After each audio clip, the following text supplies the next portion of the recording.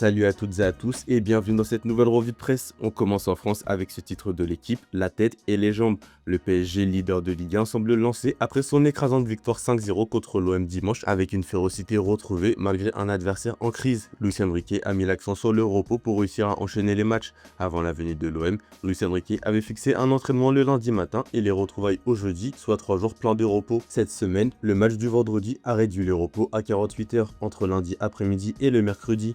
Les indicateurs physiques des Parisiens sont en progression depuis le retour des fêtes et pour cause, le coach espagnol gère sa rotation finement. Si Zaïre Emery est sur 28 titularisations d'affilée cette saison, Marquinhos, lui, n'a jamais disputé plus de 4 rencontres de suite. Luis Enrique a fait le choix de s'occuper des têtes d'abord en sachant pertinemment qu'avec cette approche, les jambes suivront. Si les jambes et les têtes vont bien à Paris, dans le sud, c'est plus compliqué. Balerdi, la fin du capi, écrit la Provence. Leonardo Balerdi, capitaine de l'OM, est vivement critiqué après sa prestation catastrophique lors de la défaite 5-0 contre le PSG, impliqué sur 4 buts et suspendu à Brest. Ousmane Dembélé l'a publiquement humilié en disant à Heiberg « Il est nul Balerdi, tu le sais », une séquence diffusée par Ligue 1+, qui a d'ailleurs choqué en interne à l'OM. Elle est d'ailleurs revenue jusqu'en Argentine, qui a bien sûr pris fait et cause pour le Marseillais. Leonardo Balerdi s'est une nouvelle fois retrouvé au centre de l'attention lors du dernier classique entre le PSG et l'OM.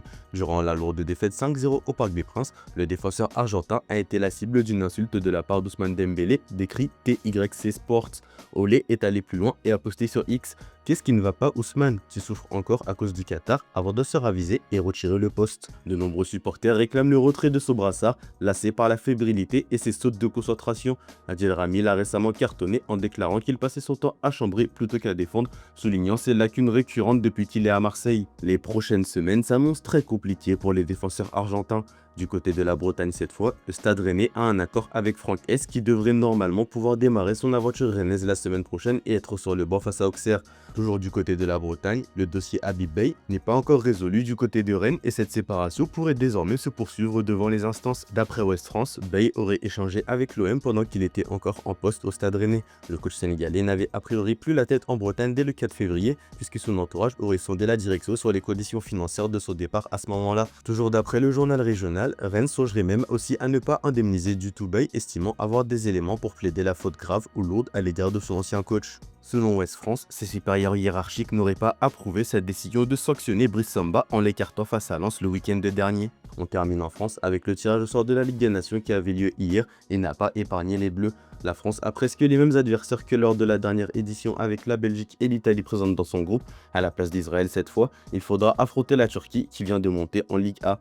Direction l'Espagne où Sport titre désastre total. Hier au Riyad Air Metropolitano, l'Atlético de Madrid a infligé une véritable leçon de football en collant un 4-0 au FC Barcelone dans le cadre des demi-finales allées de la Coupe du Roi. Acculée et mise sous pression, la défense barcelonaise aura été catastrophique à l'image du premier but encaissé. Sur une passe en retrait d'Eric Garcia, Joan Garcia a raté son contrôle et laissé le ballon filer dans le but. Si l'heure est à la tristesse en Catalogne, dans la presse madrilène, on applaudit ce succès dominant des Colchoneros. Quelle manière de gagner, titre As en hommage au festival offensif proposé par les soldats de Diego Simeone. Antoine Griezmann, Ademola Lookman et surtout Julián Álvarez qui a mis fin à une série de matchs sans marquer se sont bien trouvés et ont tous été décisifs. Si les joueurs de l'Atlético devront confirmer le 3 mars prochain, une place en finale semble d'ores et déjà acquise. Pendant le match, Diego Simeone a fait parler de lui pour un geste envers Yamal. Après le troisième but d'Ademola Lookman, le technicien argentin a en effet été filmé en train de se moquer du Barcelonais depuis son banc de touche. L'entraîneur de l'Atlético s'est approché de lui et a brandi le chiffre 3 avec ses doigts comme pour rappeler le score. Après la rencontre, Hansi Flick a chargé l'arbitrage. Le Barça s'est vu refuser un but sûr hors-jeu à cause d'un dysfonctionnement du système semi-automatique. Forcément, cela n'a pas plu au coach Blaugrana qui l'a fait savoir après la rencontre. C'est un vrai bordel. L'arbitrage en Liga est un vrai désastre. Pour moi, j'ai vu ce hors-jeu et il n'y a pas de hors-jeu. Ils ont mis quoi 7 minutes pour vérifier ça? Ils cherchaient quelque chose à annuler. Il n'y a pas eu de communication claire non plus. Nous n'avons rien reçu. Bon, chez le rival de toujours, le Real Madrid, Alvaro Arbeloa est sous pression et va jouer 4 finales, écrit As. Pour le journal, l'entraîneur intérimaire du Real Madrid va jouer 4 matchs décisifs en 12 jours pour sauver la saison en Liga et en Ligue des Champions. La Real Sociedad Osasuna et la double confrontation face au Benfica. Cette semaine sans match a permis aux Merengues de travailler physiquement, renforcer la cohésion d'équipe et les coéquipiers de Mbappé sont maintenant prêts à définitivement réparer les erreurs de la première partie de saison. Malgré les absences de Rodrigo, Militao ou Bellingham notamment, Arbeloa va devoir serrer les dents pour ces matchs décisifs sans marge d'erreur. On finit en Espagne avec l'Athletic Bilbao qui a été inscrit par la FIFA dans sa liste de clubs interdits d'inscrire de nouveaux joueurs jusqu'en janvier 2028. Si aucune raison n'a été dévoilée pour le moment, cela va pénaliser l'actuel 10e de Liga. Direction l'Angleterre avec cette une du Daily Mirror, je veux dominer le monde. Thomas Tuchel n'a toujours pas disputé sa première grande compétition avec l'Angleterre, mais l'Allemand de 52 ans est déjà prolongé devant l'intérêt prononcé des Red Devils depuis plusieurs saisons et avec un Jim Ratcliffe grand fan de Thomas Tuchel, la fédération anglaise n'a préféré prendre aucun risque et a donc décidé de blinder l'ancien coach du PSG. Ce dernier s'est d'ailleurs dit très enthousiaste à l'idée de continuer son aventure anglaise au moins jusqu'à l'Euro. Pour la Coupe du Monde, ce serait mal de ne pas compter sur Jude, a-t-il déclaré. Bellingham, annoncé absent jusqu'en avril, Tuchel se montre tout de même optimiste sur le retour de Jude Bellingham pour les amicaux de mars contre l'Uruguay et le Japon.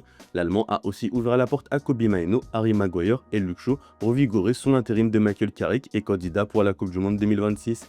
Mainoo est un talent énorme qui a déjà été titulaire en tournoi. Ils sont de retour dans la course à lâcher le sélectionneur de l'Angleterre. Sur Manchester United justement, Sir Jim Ratcliffe, copropriétaire de Manchester United depuis 2024, suscite un tollé national après avoir déclaré que le Royaume-Uni a été colonisé par des immigrants dans une interview Sky News. Les supporters musulmans de Man United et des groupes antiracistes ont condamné ces déclarations, mais Ratcliffe, qui dit regretter d'avoir offensé beaucoup de fans, continue de défendre son point de vue en se cachant derrière des excuses économiques. En première ligue, Arsenal se déplaçait à Brentford hier et les Gunners ont lâché 2 points importants en faisant match nul à 1. Les hommes d'Arteta, toujours leaders du championnat, voient désormais leur avance se réduire à 4 points. Direction l'Italie où Allegri vote Nkunku. Le Français prend un peu plus de poids devant depuis le mois de décembre avec 5 buts inscrits et va enchaîner une nouvelle titularisation face à Pise. Max Allegri a déclaré que le Français s'était acclimaté à Milan et formé un duo avec Leao qui donne but et sourire garanti. Toujours en Lombardie, les rossoneri veulent sécuriser la prolongation de 3 cadres du vestiaire. Après Maignan, la prochaine extension devrait concerner Fikayo Tomori dont le bail expire en 2027. Il est de retour à un top niveau et les deux parties sont d'accord pour prolonger. Barthez devrait voir son salaire être augmenté, tandis que Loftus-Cheek, lui, titulaire sous Allegri, pourrait lui aussi être récompensé et prolongé aussi. On termine au Portugal d'abord, où José Mourinho, entraîneur de Benfica, a déclaré avoir un besoin désespéré de points pour viser le top 4 du championnat portugais avant un enchaînement de matchs cruciaux. Il refuse de baisser son niveau d'exigence malgré des moments difficiles, insistant sur le travail acharné constant de l'équipe depuis son arrivée. Mourinho a noté quelques attitudes décevantes, mais s'est dit serein quant à la fin de saison de son équipe. Dans le journal Bild, en Allemagne, Neuer ferme la porte à un retour en sélection, peut-on lire. Après la victoire 2-0 en coupe contre le RB Leipzig, il répond clairement oui à la question de savoir si sa décision est irrévocable. Malgré les appels de phare du président de la fédération allemande de foot pour un retour, Neuer avait pris sa retraite internationale après l'Euro 2024 et laissé entendre en novembre 2025 qu'il ne reviendrait pas. Une décision validée donc et confirmée une nouvelle fois. On finit cette revue de presse avec une énorme menace qui plane sur la CAN 2027. En effet, selon les dernières informations de The Guardian, la prochaine Coupe d'Afrique des Nations pourrait être reportée à 2028. La raison, le Kenya, l'Ouganda et la Tanzanie ne seraient pas encore prêts à accueillir l'événement. Voilà, c'est tout pour aujourd'hui. Bonne journée à tous, merci de votre fidélité. On se retrouve en fin d'après-midi pour le JT Foot Mercato.